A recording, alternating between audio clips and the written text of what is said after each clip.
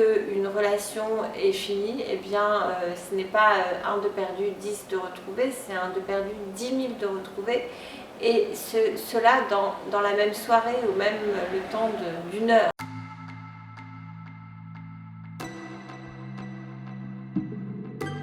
La question, c'est pas tant les réseaux sociaux que cherchons-nous à travers les réseaux sociaux.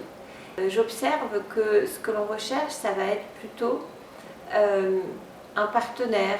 Ça va être un partenaire soit pour une nuit, soit pour la vie, pour construire ou pour ne pas construire. C'est la loi des algorithmes, donc une rationalisation de l'amour, une commercialisation de l'amour.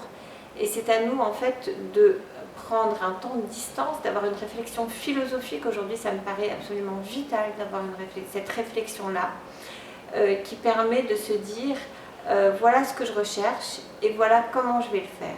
Tout l'Occident a été hanté par ce mythe de Platon qui nous explique que à l'origine, nous étions en fait un, nous et notre unique, notre aimé, et qu'on a été séparés. Et en fait, dans la vie, on recherche sa moitié. Et on ne peut être épanoui que si l'on est complet, c'est-à-dire que si l'on a cette moitié.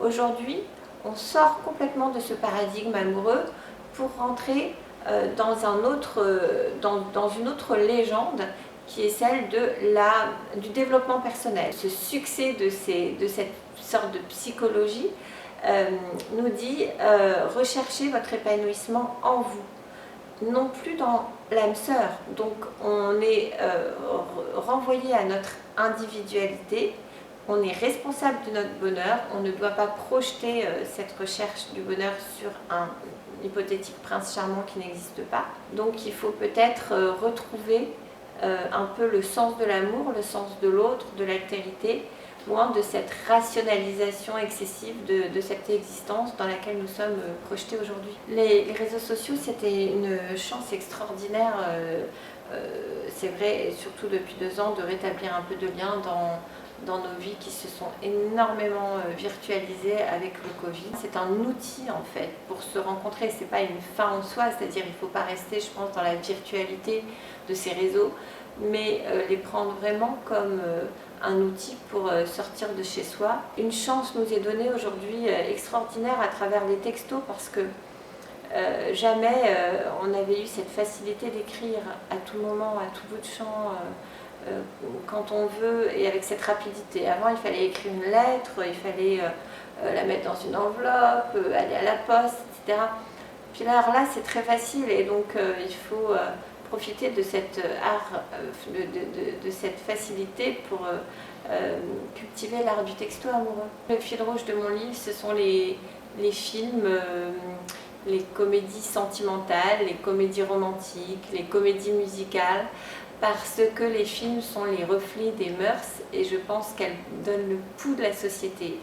Et je pense qu'à travers les films, on peut vraiment faire de la philosophie, comme le faisait Stanley Cavell, le philosophe américain, et avec ce qu'il appelle les comédies du remariage, les comédies des années 50 à Hollywood, où il montre que en fait, dans ces comédies, le couple se questionne et se remet sans cesse en cause. Et aujourd'hui, avec La La Land, nous avons 2 personnes qui tombent amoureuses l'une de l'autre, et il y a ce même choix qui se pose entre la carrière et puis l'amour. Et cette carrière, d'ailleurs, c'est plus qu'une carrière pour chacun d'entre eux, c'est un rêve d'enfant, puisque le personnage masculin, son rêve, c'est d'ouvrir une boîte de jazz, et la jeune femme, son rêve, c'est de devenir comédienne.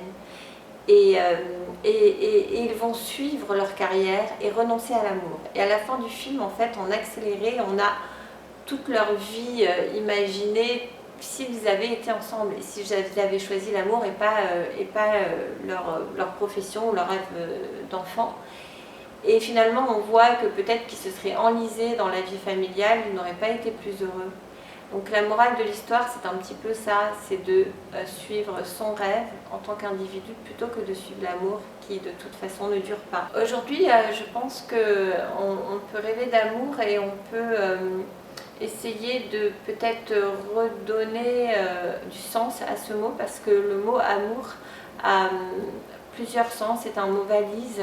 Ça veut dire aussi bien aimer dans le sens de la passion amoureuse, mais ça veut dire aussi liker, c'est-à-dire quelque chose qu'on fait de façon très quotidienne et qui ne porte pas à conséquence. Ça veut dire aussi JTM, quand on dit, on répond à quelqu'un, voilà, JTM pour dire merci, je t'aime bien, c'est génial. Donc c'est un mot très galvaudé, rendu très quotidien, très technologique aussi. Et en même temps, c'est un mot très investi. Il faut peut-être faire la part des choses entre liker et aimer et garder et regarder ce mot aimer et se demander ce qu'il vient nous dire afin de pouvoir l'investir de tous ses pouvoirs. Je pense qu'on aime à travers les histoires d'amour et je pense qu'on aime à travers les mots d'amour.